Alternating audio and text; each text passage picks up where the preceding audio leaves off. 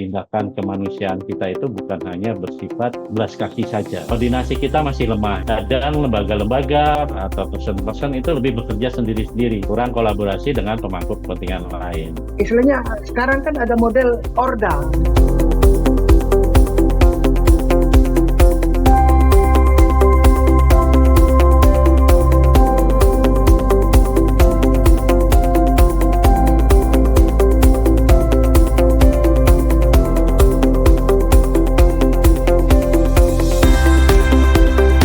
Selamat siang, Ibu, Bapak, dan rekan-rekan. Selamat datang dalam acara pelatihan Core Humanitarian Competency for CSO. Saya Romero dari Pujono Center. Dan senang sekali siang hari ini kita mengawali pertemuan kita untuk beberapa rangkaian acara ke depan. Tentunya dengan dukungan bersama dari teman-teman jejaring Lokadaya dan juga Pujono Center yang bisa mewujudkan pelatihan core humanitarian competency untuk organisasi masyarakat sipil di Indonesia yang tentunya menjadi mitra-mitra strategis dan juga anggota dari jejaring Lokadaya. Sebelum kita masuk ke bagian utama, yaitu pengenalan terhadap rangkaian pelatihan yang akan dilaksanakan dan juga materi apa dan bagian pusing-pusingnya. Sekarang saya mau undang Ibu Direktur Pujono Center, Mbak Weni, untuk bisa mungkin memberi background atau sambutan terkait pelatihan ini. Silahkan Mbak Weni, over to you. Nama saya Agatia Wening, saya dari Yayasan Pujono Center Indonesia.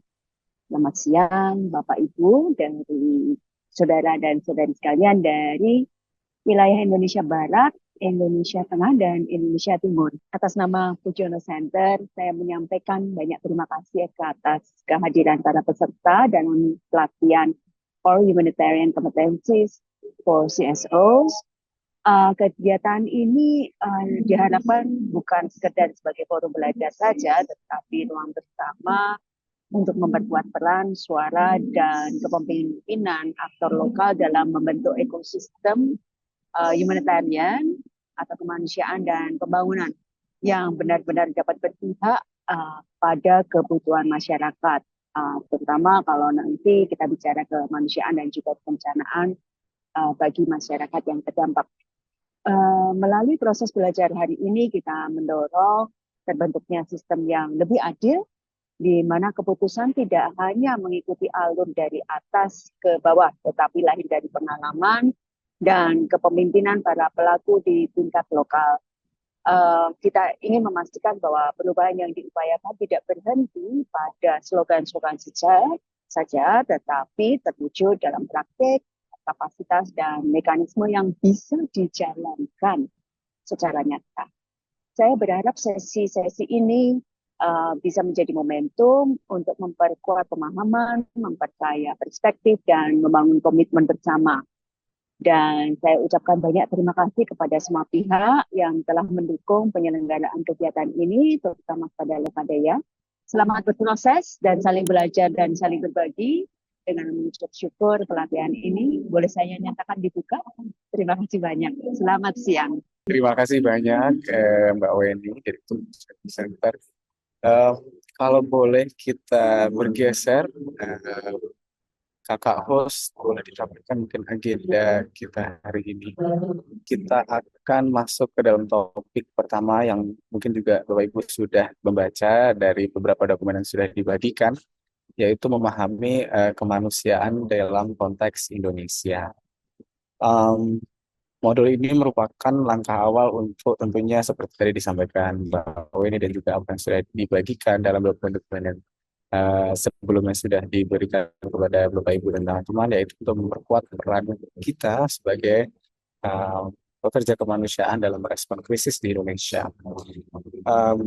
Tujuan singkatnya seperti bisa kita lihat bersama-sama dan nanti tentunya akan diperdalam bersama-sama melalui diskusi dan juga bimbingan atau bantuan rekan-rekan fasilitator yang akan membantu jalannya pelatihan ini. Untuk hari ini, agenda pelatihan adalah kita sekarang sedang dalam fase pembukaan dan perkenalan. Mohon maaf ini jamnya masih yang lama.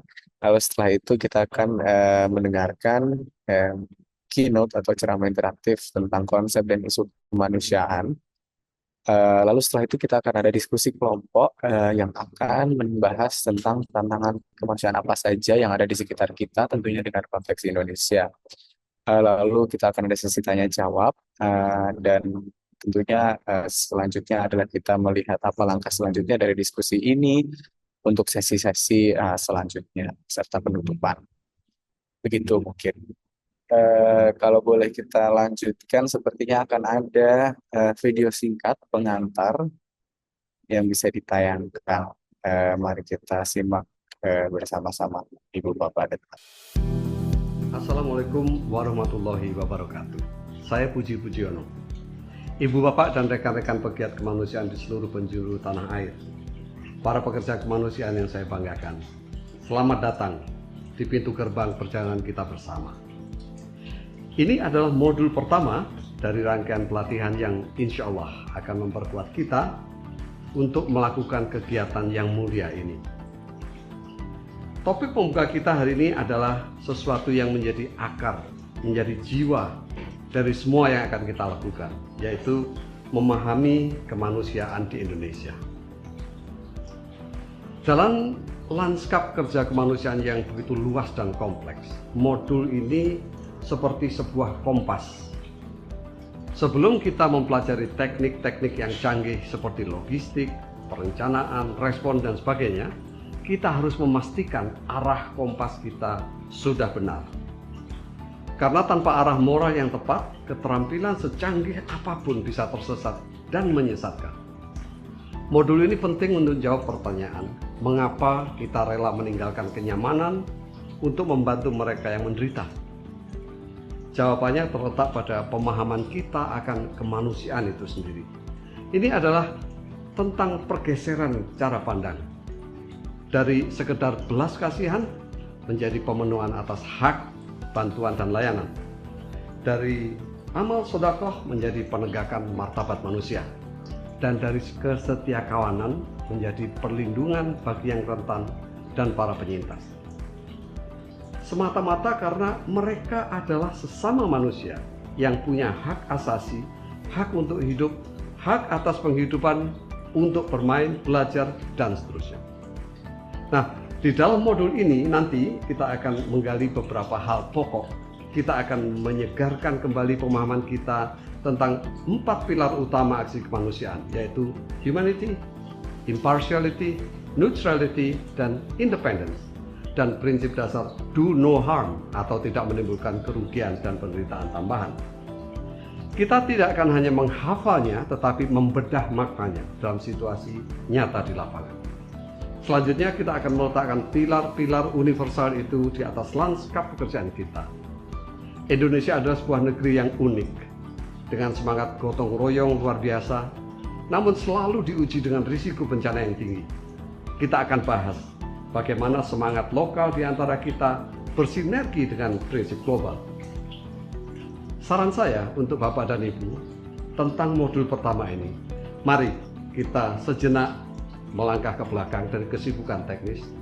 Mari kita masuk ke ruang refleksi untuk hati nurani kita berbicara. Tanyakan kembali pada diri sendiri, apa makna kemanusiaan bagi saya?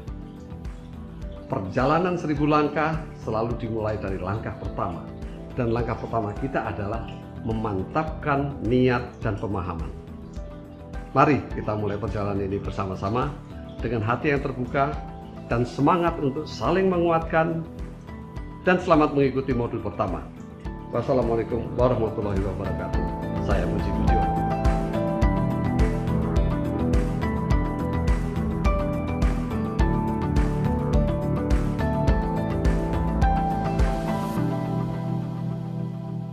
Iya, itu tadi adalah pengantar singkat ke dalam sesi kita yang disampaikan oleh Mbak Puji Pujiono, Senior Advisor untuk Pujiono Center, dan juga salah satu pemateri utama yang mendesain pelatihan kemanusiaan dasar ini bersama-sama antara Lokadaya dan Pujiono Center. Oke, Tanpa perlu berlama-lama, saya akan mengundang eh, kawan fasilitator kita untuk siang ini, yaitu Bapak Yohanes Yuliasman atau Bang Joel, yang akan membantu dan mengawal diskusi kita bersama-sama siang ini. Nah, untuk itu saya serahkan langsung saja ke Bang Joel. Selamat siang dan selamat sore, Bapak Ibu sekalian dimanapun berada, dari mungkin Indonesia bagian Barat sampai Indonesia bagian Timur. Perkenalkan, nama lengkap saya Johannes Juliasman, biasa dipanggil Jul atau Bang Jul, gitu ya. Selama ini kita selalu ngomong tentang kemanusiaan. Tadi di depan Pak Puji juga sudah bicara tentang kemanusiaan. Sebenarnya kemanusiaan itu apa sih? Nah, kalau boleh saya coba sadur gitu ya, coba lihat bahwa kemanusiaan itu mungkin punya makna yang berbeda-beda di setiap orang gitu ya. Tetapi yang secara quorum, secara bersama itu coba saya identifikasi bahwa kemanusiaan adalah sebuah dorongan untuk mencegah dan meringankan penderitaan manusia dimanapun itu ditemukan, dan juga melindungi kehidupan dan kesehatan, serta memastikan penghormatan terhadap martabat manusia. Nah, kata yang paling penting itu adalah yang di akhir lebih kepada penghormatan terhadap martabat manusia. Sehingga ada tiga hal penting yang perlu kita perhatikan dalam kemanusiaan. Yang pertama adalah kita fokus pada kebutuhan, ya, bukan identitas, gitu ya, tapi pada kebutuhan dari masing-masing manusianya itu sendiri sebagai manusia. Dan yang kedua, berlandaskan hak asasi manusia. Karena ini adalah hak yang paling dasar kita sebagai manusia, ya, sehingga martabat semuanya itu harus kita pertimbangkan dan menjunjung tinggi gitu ya. Dan selanjutnya pastinya adalah menjunjung tinggi solidaritas dan gotong royong. Nah, ini nanti kita bisa diskusikan bahwa ini tidak hanya kita berdiri kemanusiaan itu ya satu persatu organisasi atau satu persatu orang melakukan tindakan kemanusiaan. Jadi harus bergotong royong juga gitu. Saya rasa ini pemahaman dari Bapak Ibu sekalian juga akan banyak berbeda-beda, tetapi prinsip yang harus kita lihat bahwa kemanusiaan itu satu yang paling penting adalah tetap menjunjung tinggi martabat manusia itu sendiri gitu ya. Nah, ketika bicara kemanusiaan, ada sebuah prinsip, ada beberapa prinsip ya, yang sebenarnya juga sudah diakui oleh siapapun di dunia ini. Ada 4 prinsip dasar ya, pilar-pilar aksi kita itu. Yang pertama adalah terkait kemanusiaan itu sendiri. Ini maksudnya adalah bahwa penderitaan manusia harus ditangani dimanapun ditemukan. Ya. Jadi kita mengedepankan tentang kemanusiaan itu sendiri, bahwa penderitaan manusianya harus ditangani. Dan yang kedua prinsipnya adalah terkait impartiality atau ketidakberpihakan, yang maknanya adalah bahwa bantuan kemanusiaan itu sendiri diberikan berdasarkan kebutuhannya tanpa diskriminasi. Ya. Karena antara kebutuhan dengan keinginan pasti berbeda. Jadi kalau kita bicara kemanusiaan, kita harus bicara tentang kebutuhannya ya, impartiality, dan itu adalah tanpa diskriminasi, tidak pandang siapapun dia, manusianya. Ketika mereka membutuhkan bantuan kemanusiaan, kita harus mengedepankan itu, gitu ya, tanpa diskriminasi. Dan yang prinsip selanjutnya adalah terkait kenetralan atau neutrality. Aktor kemanusiaan tidak memihak dalam permusuhan atau terlibat dalam kontroversi. Nah, kontroversi yang dimaksud adalah mungkin misalnya salah satunya misalnya terlibat dalam unsur politik, agama, atau kelompok tertentu gitu ya. Itu yang biasanya kita kenal ini di Indonesia. Jadi kita sebagai aktor kemanusiaan itu tidak memihak, ya, ataupun misalnya dalam sebuah konflik kita juga tidak boleh memihak. apakah kita memihak kepada yang grup A atau grup B seperti yang sedang berkonflik gitu ya. Nah, jadi itu lebih kita netral bahwa utama kita adalah prinsip kenetralan bahwa kita melakukan bantuan kemanusiaan oleh kita untuk siapapun pihaknya gitu. Dan yang selanjutnya juga adalah eh, terkait tentang prinsip kemandirian atau independence ya. Independence itu artinya aksi kemanusiaan harus otonom dari tujuan politik, ekonomi, atau militer. Tidak ada yang mengatur, tidak ada yang menyetir kita sebagai aktor kemanusiaan yang melakukan aksi kemanusiaan. Nah, ini adalah 4 prinsip dasar gitu ya. Artinya humanity, impartiality, neutrality, dan independent. Nah, ini adalah 4 prinsip yang saya kira ini juga harus dipahami oleh semuanya. Kenapa tadi juga Pak Puji menyatakan itu ya di awal bahwa tindakan kemanusiaan kita itu bukan hanya bersifat belas kaki saja, tetapi kita harus punya prinsipnya. Apapun kegiatan kita, mau kita sifatnya memberikan bantuan logistik atau apapun, sifatnya harus punya prinsip ini gitu.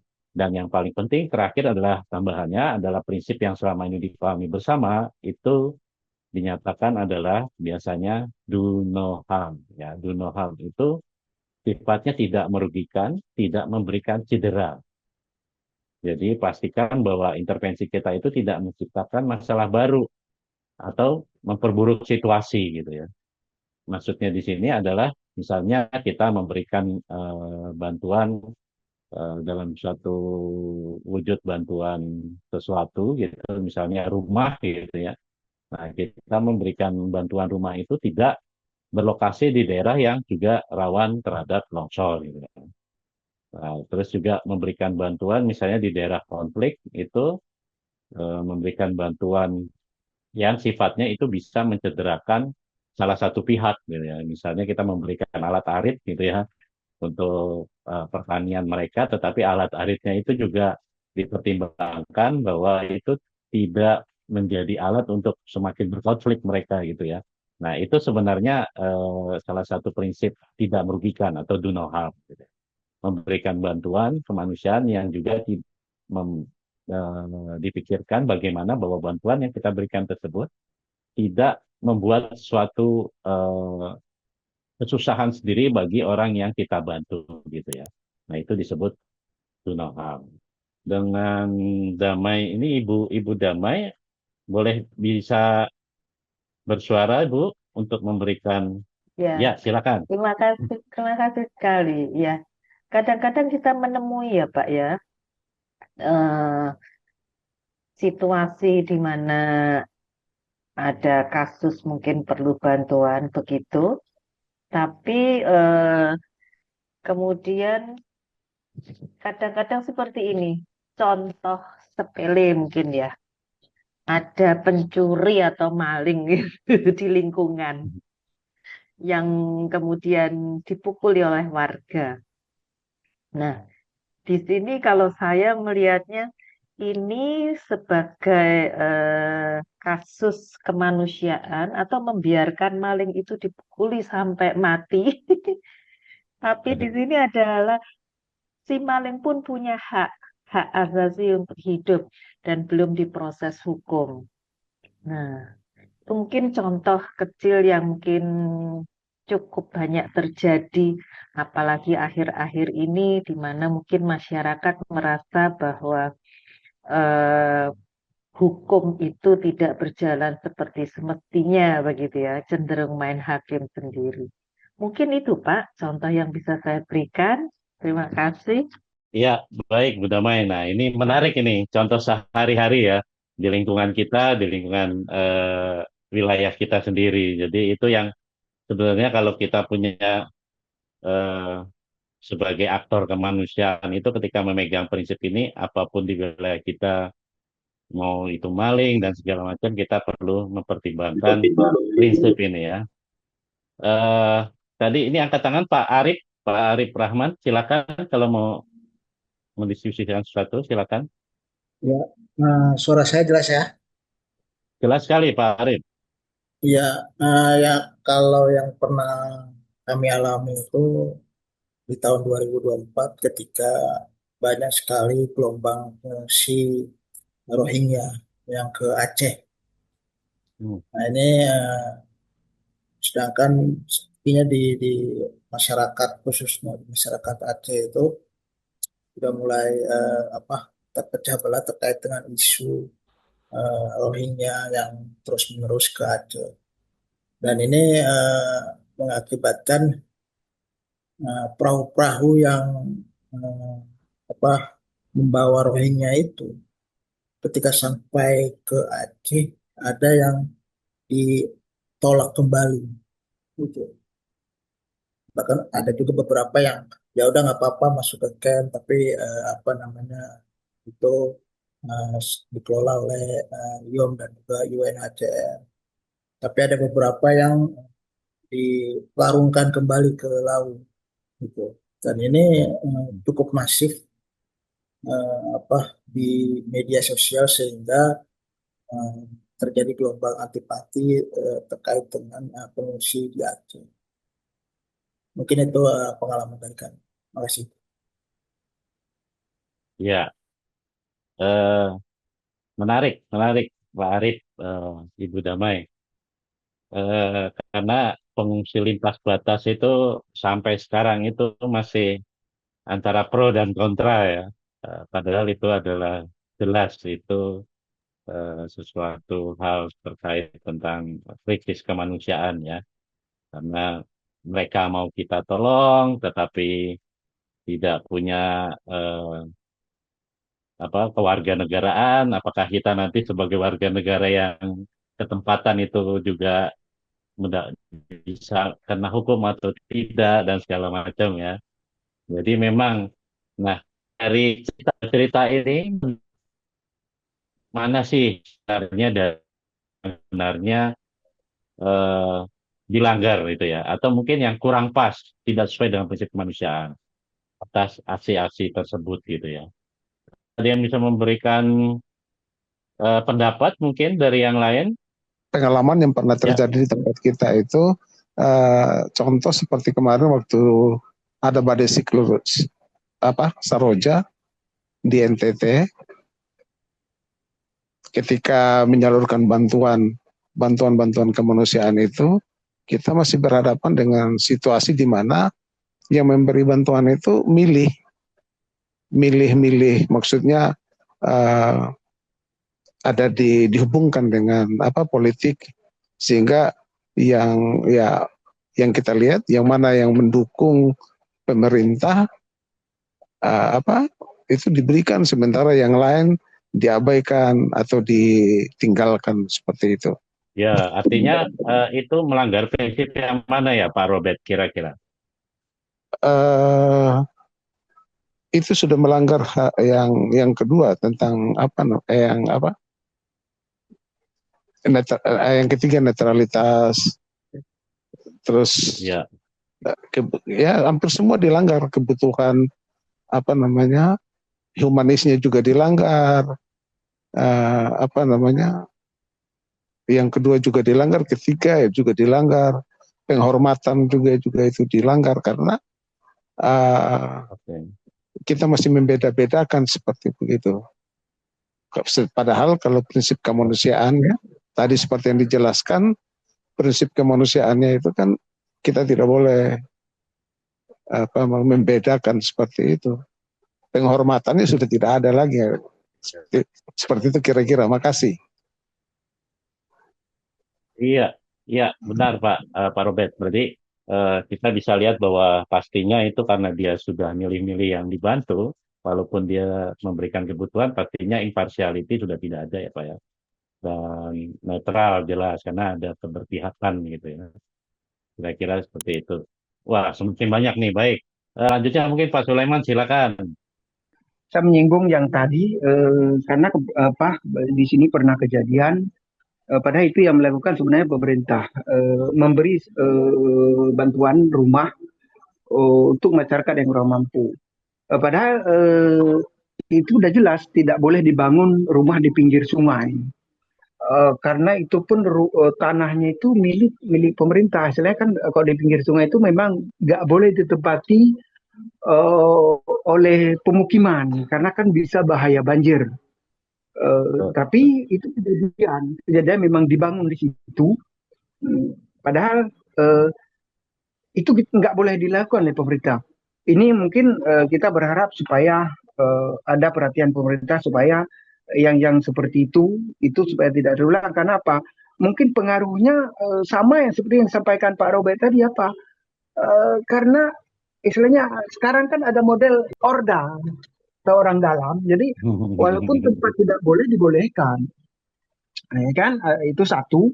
Kemudian kedua, saya juga menyinggung masalah Rohingya yang disampaikan oleh Pak Arif tadi. Di sini ada kejadian mana itu kan sebenarnya ada LSM atau pemerintah juga berniat untuk membantu masyarakat Rohingya yang apa namanya yang pengungsi di tempat kita. Tapi yang sayangnya berakibat untuk masyarakat di sini apa? Ada kadang yang sampai mereka itu berak di tambak-tambak masyarakat. Ada yang berak tambak masyarakat dan akhirnya kan masyarakat marah dan mengusir sampai tenda-tendanya itu apa namanya dirusak. Nah, jadi ini kan istilahnya pertamanya niat membantu, tapi akhirnya kan berakibat fatal untuk masyarakat lain dan untuk Rohingya itu sendiri juga karena diusir oleh masyarakat. Jadi tentu kita berharap untuk pemerintah selanjutnya atau ke depannya kalau memang ingin apa namanya menanggulangi masalah kemanusiaan ini mungkin nih perlu di apa namanya di masyarakat itu sendiri di sekitar yang ditempatkan pengungsi itu mungkin perlu dilibatkan atau perlu dikomunikasikan. Mungkin itu yang dapat saya sampaikan Pak. Terima kasih. Baik, baik Pak. Jadi ini untuk kita semua ya Pak ya, karena ini kita diskusi bersama, jadi kita tidak mengarah advokasi ke pemerintah dan segala macam. Tapi pertanyaan saya besar adalah dari kasus itu kita perlu lihat prinsip apa sih tadi masalah yang dilanggar dari prinsip-prinsip kemanusiaan itu ya. Jadi misalnya dari sisi netralitasnya kita perlu lihat bantuan rumah di bantaran dan pastinya ketika tetap diberikan bantuan di bantaran sungai, pastinya itu akan menciptakan do no harm ya, artinya menciptakan kerugian baru yang nantinya akan menyebabkan banjir gitu ya. Nah itu yang perlu kita pahami bersama bahwa jangan sampai apapun bantuan kita, prinsip prinsip kemanusiaan itu harus dipertimbangkan betul-betul gitu. Kita lanjut dulu, ditahan dulu Pak Jojo. Mohon maaf, kita lanjut dulu karena ada setelah ini ya. Jadi kita di topik ini kita harus memperhatikan bahwa tadi kembali ke dasar bahwa kemanusiaan itu yang tadinya kita peduli dan segala macam, tetapi jangan dilupakan bahwa ada prinsip yang harus kita lakukan ya, prinsip yang harus kita pegang teguh.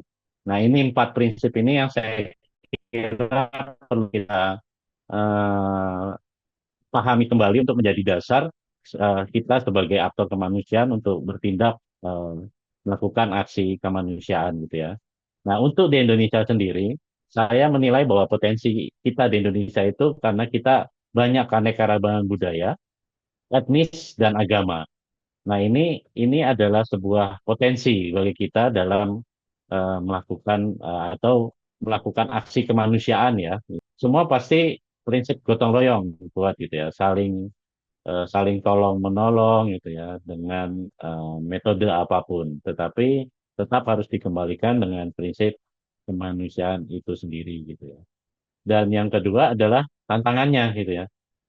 Kalau kita lihat tantangan kita di Indonesia seperti Bapak Ibu pahami bahwa Indonesia itu berada di cincin api Pasifik ya, sehingga akan menimbulkan banyak ancaman bencana, baik bencana yang gempa bumi, tsunami, letusan gunung api, bahkan sekarang yang lagi hot-hotnya itu karena sekarang sudah masuk musim penghujan, itu sudah banyak peringatan-peringatan terkait bencana yang disebabkan oleh hidrometeorologi gitu ya. Sehingga risiko bencana kita sangat tinggi gitu ya, khususnya untuk dari bencana-bencana alam gitu ya, ataupun bencana-bencana lainnya. Gitu. Dan kedua pasti potensi konflik sosial. Kalau kita dengar banyak sekali mau isu SARA ya, dan juga pastinya karena kesenjangan ekonomi. Dan yang ketiga, krisis kesehatan. Kita pernah dunia khususnya itu sudah merasakan sekali eh, tentang pandemi itu sendiri gitu. Ketika waktu saya respon di tsunami Pangandaran, kalau mungkin juga Bapak Ibu sekalian lihat dan membaca beritanya bahwa banyak sekali bantuan-bantuan itu dari partai politik. Ada bendera-bendera tersebarkan gitu ya. Bendera-bendera di wilayah Pangandaran itu udah berkibar semua tuh bendera-bendera politik. Nah, pertanyaan saya, apakah itu potensi atau sebenarnya tantangan gitu? Kalau dari saya sendiri sebenarnya saya bisa melihat bahwa itu juga potensi karena mereka punya sumber daya nih gitu. Ya, mereka punya sumber daya, cuman harus kita arahkan lebih kepada kalau partai politik yang memberikan ya jangan ada embel-embel harus milih gitu Ya, kan. betul. Saya Sehingga setuju itu, Pak. tantangannya adalah Bisa menjadi duanya bagaimana itu. mengembalikan betul betul mengembalikan aksinya itu menjadi betul-betul aksi kemanusiaan gitu ya. Sehingga juga partainya ya jangan milih-milih kalau memberikan bantuan kan gitu. Sebenarnya ada dua hal seperti itu gitu ya. Jadi mungkin itu yang kita sebagai aktor kemanusiaan pintar-pintar untuk bisa memahami dan mengembalikan semuanya aksi-aksi itu menjadi aksi kemanusiaan yang sesuai dengan prinsip tadi itu gitu ya. Nah, itu yang di Indonesia sih menurut saya. Mungkin nanti kita akan diskusi lebih banyak terkait hal ini. Kita next dulu. Sebenarnya ini kita perlu mendiskusikan ini, perlu ada penguatan unsur kemanusiaan kepada Bapak Ibu. Bapak Ibu sekalian di wilayah masing-masing itu lebih paham konteks lokal ya, mengerti budayanya, bahasa, dan dinamika sosialnya gitu ya. Di Papua ada seperti apa, di Maluku, di NTT, ya. Karena lebih paham konteks lokalnya ketika misalnya ada bencana kemarin seperti siklon Seroja itu harusnya lebih banyak perannya itu ada di teman-teman OMS atau teman-teman yang ada di wilayah NTT gitu ya. Dan yang kedua pastinya eh, teman-teman itu adalah responder pertama karena dekat sekali dengan wilayah-wilayah yang terjadi krisis kemanusiaan itu sendiri gitu. Karena seringkali menjadi yang pertama tiba di lokasi krisis gitu. Contoh misalnya kalau ada bencana lagi misalnya seperti kelaparan. Kelaparan yang kita pernah dengar mungkin di Papua gitu. Nah, orang yang di Jakarta itu baru akan nyampe Papua mungkin bisa 1 minggu kemudian. Tetapi kalau teman-teman yang ada di Papua mungkin dari Jayapura dan segala macam itu bisa menjadi yang pertama untuk bisa memberikan bantuan di wilayah tersebut gitu ya. Atau di wilayah manapun lainnya. Kita pernah punya juga yang bencana di Papua, di Palu gitu ya. Sampai kita akses sampai ke Palu aja sulit gitu.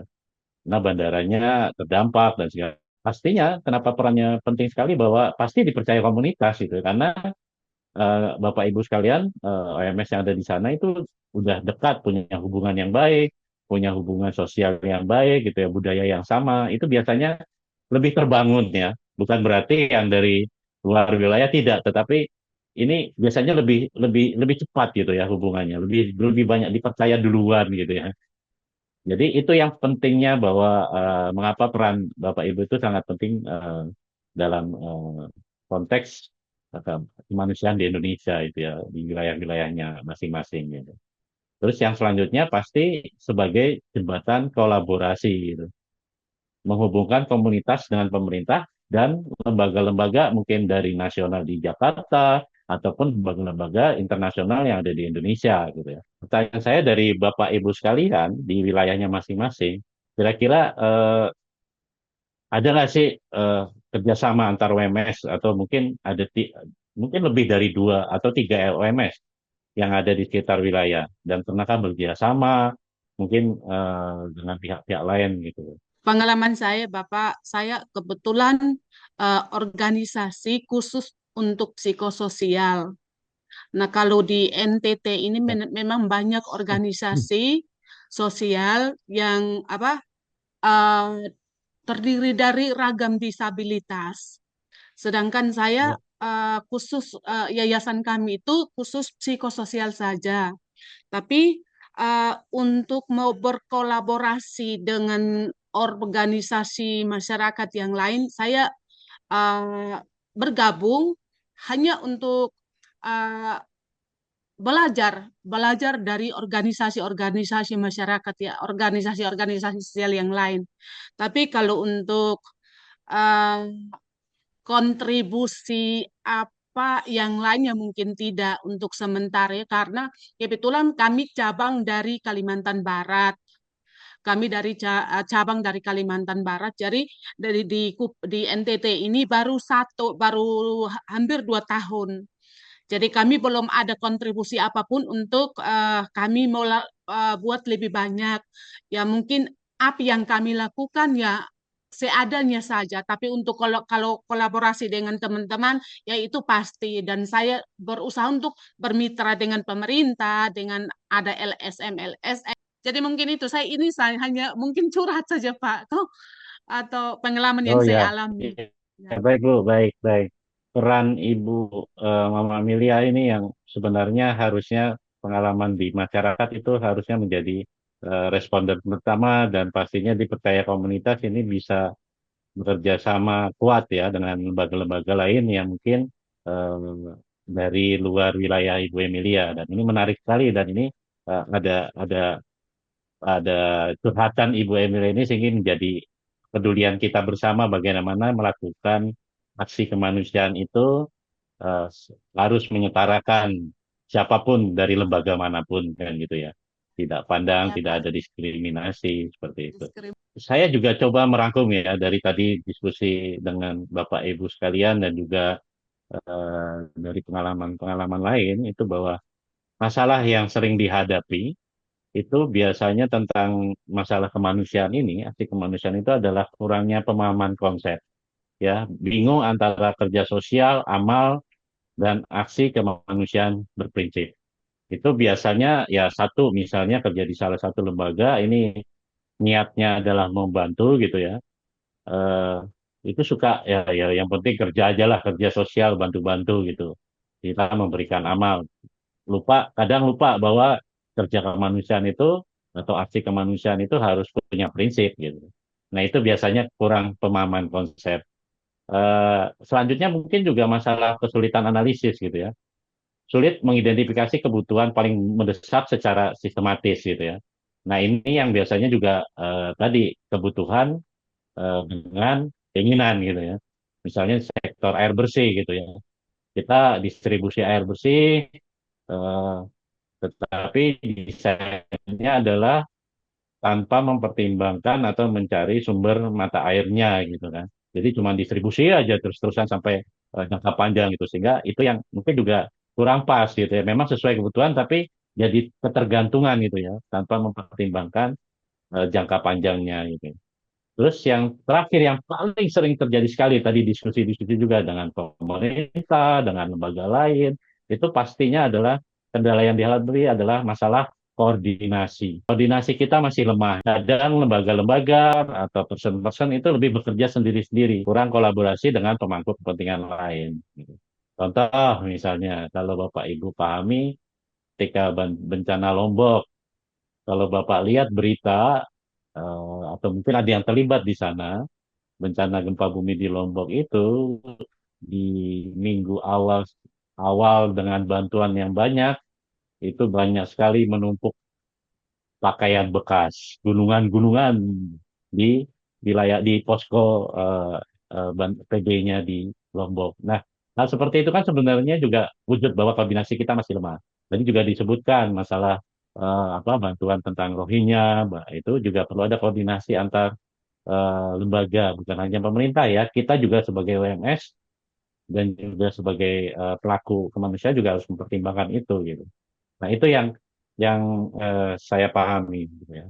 Ibu Belinda, terakhir silakan. Kalau dari konteks organisasiku, aku kan kebetulan di organisasi Ikatan Perempuan Positif Indonesia ya. Nah banyak yang dalam aksi kemanusiaan ini kurang memahami dalam respon kemanusiaan banyak yang tidak atau kurang pemahaman konsep dasar kebutuhan kelompok terdampak khususnya kepada orang yang hidup dengan HIV, sehingga akhirnya bantuan yang diberikan akhirnya tidak tepat sasaran. Misalnya teman-teman yang hidup dengan HIV itu ada yang pada saat bencana itu sebenarnya timbul banyak sakit-sakit yang eh, yang yang timbul gitu. Nah, eh, bantuannya biasanya diberikannya sembako atau apa sementara ada dampak potensi putus obat kepada teman-teman yang hidup dengan HIV yang sebenarnya ada kebutuhan untuk akses layanan kesehatan sehingga peningkatan resiko infeksi menjadi lebih tinggi. Nah, banyak para pemberi bantuan kemanusiaan itu tidak paham akan konteks isu per-HIV-an sehingga pemberian bantuan menjadi tidak tepat sasaran. Kayak gitu sih kalau di konteks per-HIV-an, respon HIV di Indonesia. Kalau kebetulan aku di IPI, Ikatan Perempuan Positif Indonesia, kita memiliki keanggotaan di 29 provinsi di Indonesia. Dan kemarin waktu ada banjir di Bali, teman-teman sempat putus ARV-nya di beberapa layanan kesehatan. Nah, itu biasanya nggak tanggap tuh. Padahal kita kan butuhnya obat ini kan semuanya udah ke bawah banjir. Nah, yang didahuluin malah pemberian bantuan yang lainnya. Mereka nggak sensitif akan isu HIV, isu kesehatan kita yang mana kita sebenarnya butuh obat setiap hari kayak gitu sih. Baik, baik. Sebenarnya prinsipnya ada, tapi secara teknis ya, Iya, analisa responnya, inklusivitasnya itu belum iya, dipikirkan ya. iya. Nah, itu Sama ya lebih sebenarnya ke mungkin teknis. Betul, belum betul. terpapar informasi juga akan kebutuhan Iya, orang yang hidup dengan HIV kayak gitu. betul. Dan itu pentingnya koordinasi juga kan dengan Iya, teman-teman yang paham, dengan IPI, dengan yang lainnya nanti. Betul, betul. Dan di sini juga iya ada betul. teman-teman organisasi penyandang disabilitas juga kan. Dan ini masih cukup perlu dipahami oleh semua penggerak aksi kemanusiaan semua. Ya, terima kasih.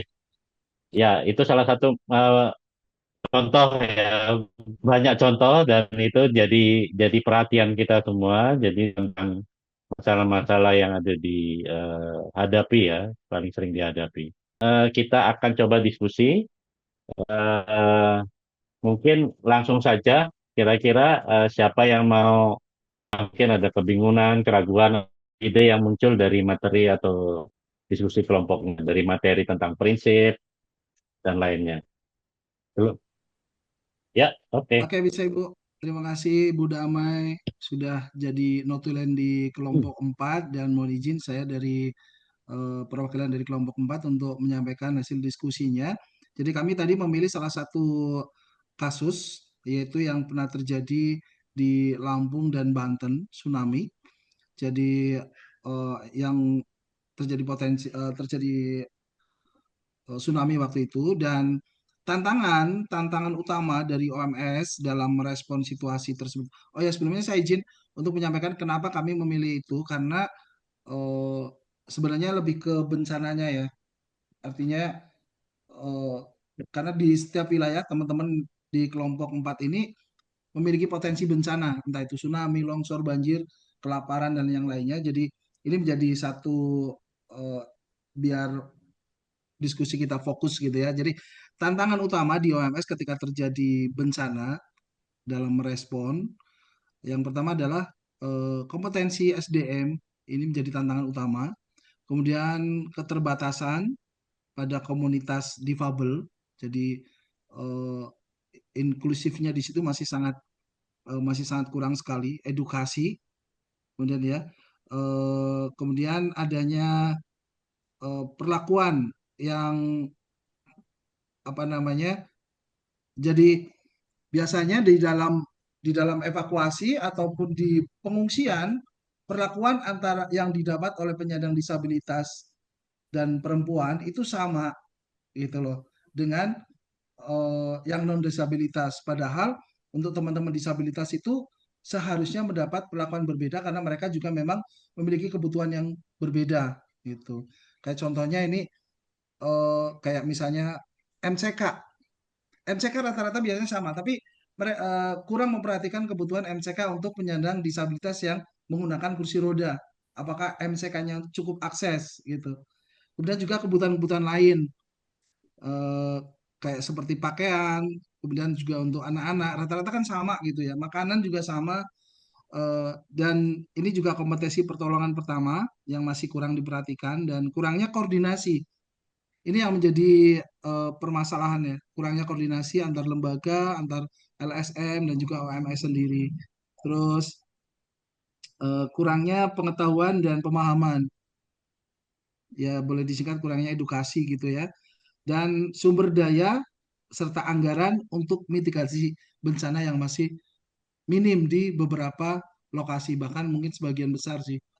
Itu sih dari hasilnya untuk nomor satu. Dan nomor dua, prinsip kemanusiaan mana yang paling sulit diterapkan, yaitu prinsip sesuai dengan kebutuhan dan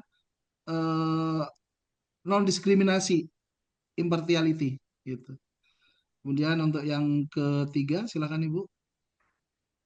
Ada lagi untuk yang ketiga tadi? Oh, Ini belum sempat catat ya? udah ini Oh ada ya. Oh di ya. bawah. Ide apa yang muncul untuk meningkatkan efektivitas respon di masa depan? Yang pertama, tentu saja kita menguatkan analisa krisis atau mitigasi. Kita juga harus memperkuat jejaring atau koordinasi dengan para pihak, peningkatan kesiapsiagaan dengan edukasi dan mitigasi, serta agar bantuan semakin bisa memenuhi kebutuhan sesuai dengan kebutuhan. Gitu. Demikian dari kelompok 4. Mungkin ada teman-teman dari kelompok yang mau menambahkan. Silakan. Baik, terima kasih. Apakah suara saya terdengar dengan jelas? Bagus sekali. Terima kasih. Perkenalkan saya Yohana Maitimu, disabilitas penglihatan dari perwakilan grup 3. Saya lembaganya Persatuan Tunanetra Indonesia Maluku dari Kota Ambon. Studi kasus yang kami pilih bersama dengan diskusi kelompok karena kami 10 peserta di kelompok 3. Sebagian besar adalah isu yang berkaitan dengan kelompok rentan, yaitu disabilitas, perempuan, anak, kebencanaan, lingkungan, dan juga para pengungsi, dan juga orang dengan HIV. Studi kasus yang kami ambil secara umum karena setiap lembaga di kelompok kami hampir semua menghadapinya, yaitu terabainya hak kelompok rentan saat terjadi bencana. Jadi ini berkaitan dengan situasi sementara bencana. Nah, ketika adanya bencana, kelompok rentan seperti perempuan, anak, disabilitas, lansia, ataupun ibu hamil, orang-orang dengan kondisi rentan lainnya tidak bisa menyelamatkan dirinya sendiri dan terabaikan, akhirnya lebih banyak menjadi korban. Nah, itu studi kasus yang kami angkat. Kemudian pertanyaannya adalah apa tantangan yang kami hadapi saat sebagai OMS untuk meresponi situasi tersebut. Nah, tantangan yang kami hadapi adalah yang pertama keberpihakan. Artinya bahwa keberpihakan ini dia terjadi karena stigma yang tinggi. Mereka yang rentan ini tidak harus diselamatkan lebih dulu karena akan menambah masalah baru atau akan menimbulkan bencana berlipat ganda kepada orang yang non kelompok rentan. Akhirnya mereka terabaikan. Itu yang pertama. Kemudian kebutuhan yang tidak bisa teridentifikasi dengan baik. Mereka butuh apa, mereka perlu apa yang harus dilakukan. Nah, yang ketiga bahwa ketidaktersediaannya data. Siapa yang harus diselamatkan, mereka tinggal di mana, dan lain sebagainya. Berkaitan dengan siapa-siapa saja yang harus diselamatkan waktu terjadi bencana.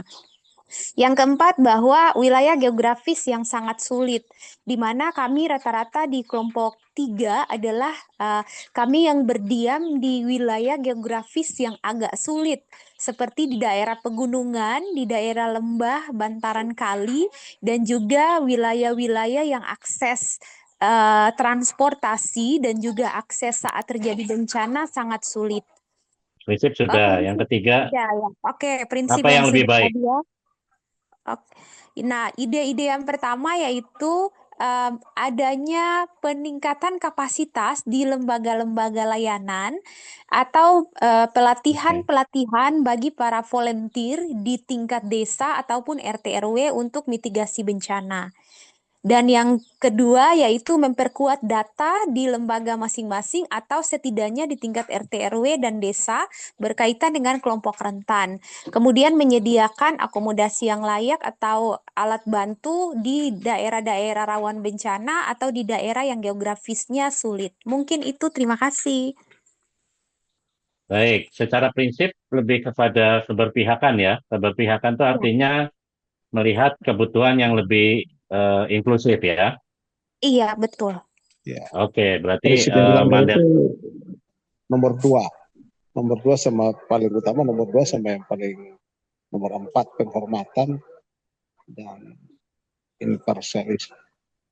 iya imparsial ya. Iya. Oke. Ya. Baik, baik, baik. Kita catat dulu selanjutnya dari Ya, grup kelompok lain. 1. Silakan Pak. Ya, kelompok 1 ya. Ya, nomor 1. Ya, kelompok 1 itu kasusnya terkait dengan krisis kemanusiaan untuk pengungsi Rohingya. Jadi Ya, tantangan terkait dengan tantangan utama yang dihadapi oleh kami yaitu eh, kami tidak punya kewenangan untuk apa mendorong atau meminta pemerintah daerah terkait dengan apa menerima pengungsi. Lalu kadang-kadang juga koordinasi cukup sulit dan berlapis. Lalu bahasa kami dengan Rohingya berbeda, apalagi dengan masyarakat yang apa istilahnya dipengaruhi dengan eh, hoak-hoak yang beredar di medsos terkait dengan pengungsi ini, serta akses informasi yang kadang-kadang si pengungsi ini juga di mana-mana gitu untuk apa eh, mereka datang kadang-kadang di Sabang, kadang-kadang di Aceh Besar, kadang-kadang di Biren, kadang-kadang di Lok Sumawe sehingga agak kesulitan untuk kejelasannya. Lalu terkait dengan prinsip kemanusiaan mana yang paling sulit diterapkan terkait dengan humanity, karena di kepala masyarakat bahwa pengungsi itu kadang-kadang levelnya lebih rendah sehingga ketika mereka datang perlakuannya pun berbeda gitu, dianggap sebagai orang luar yang ingin masuk ke Aceh yang apa yang tidak punya etika dan juga apa namanya mereka ya. mempunyai karakter yang buruk. Lalu terkait dengan ide apa yang itu untuk meningkatkan efektivitas respon di masa depan itu pasti kita berusaha untuk meningkatkan kebijakan, meningkatkan pemahaman dan kesadaran para pemangku kebijakan dan tokoh masyarakat, serta pastinya harus keluar ataupun ada aturan atau kanun terkait dengan pengungsi yang akan masuk ke Aceh, terkait dengan bagaimana Baik, nanti baik. lokasinya, bagaimana bantuannya, bagaimana keberlanjutannya, dan juga apa pelatihan-pelatihan terkait dengan peningkatan kapasitas untuk UMS sendiri. Mungkin itu Pak. Terima kasih. Baik.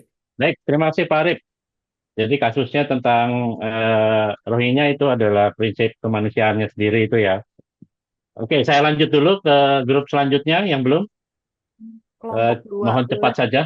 Yap. Monggo, silakan.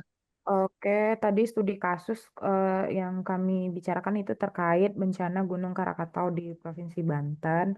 Ada satu hal yang terluput dari situasi bencana itu adalah simulasi bencananya sendiri.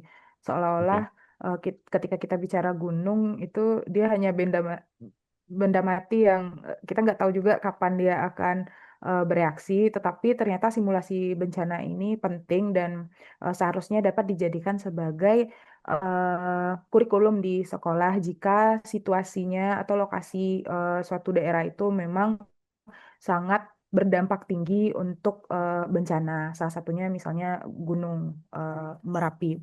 Ya. Kemudian tantangan utama yang dihadapi oleh OMS dalam menghadapi situasi bencana itu adalah eh, partisipasi aktif dari masyarakat itu, di mana nilai-nilai gotong royong yang sudah mulai tergerus karena masyarakat memilih untuk hidup lebih individualis, kemudian kurangnya data terpilah dan manajemen risiko bencana yang belum inklusif, baik di OMS-nya sendiri atau juga pemerintah daerahnya. Kemudian tantangan lainnya adalah bagaimana kita memanusiakan manusia, karena masih banyak bantuan-bantuan yang tidak berbasis kepada kebutuhan. Kemudian Oke. kebutuhan anak-anak dan juga perempuan yang perlu diutamakan karena tadi juga pada apa yang disampaikan pertama kali oleh kelompok pertama yang menyampaikan itu adalah bantuannya masih bersifat umum, belum eh, belum mem- apa belum dipilah mana kebutuhannya untuk anak-anak dan perempuan dan juga kelompok rentan lainnya. Oke. Kemudian apa ya yang apa namanya dari 4 pilar Prinsip itu apa yang ya prinsip itu terkait prinsip adalah ketidakberpihakan yaitu apa impartiality. impartiality. Ya, kemudian yang Baik, baik. ketiga ide apa yang muncul untuk meningkatkan efektivitas adalah simulasi bencana tadi di sekolah yang perlu dimasukkan sebagai kurikulum. Kemudian adanya alur dan manajemen kebencanaan yang diatur oleh BPBD sebagai lembaga yang memiliki legalitas dalam pengelolaan bencana sehingga bantuan yang masuk tidak tumpang tindih. Kemudian perlunya jejaring Ya. baik itu OMS, intinya kolaborasi antar pihak stake actor maupun non stake actor dalam memenuhi kebutuhan dari korban-korban bencana. Mungkin itu. Sekian. Baik, terima kasih semuanya, Bapak Ibu sekalian. Terima kasih atas diskusinya.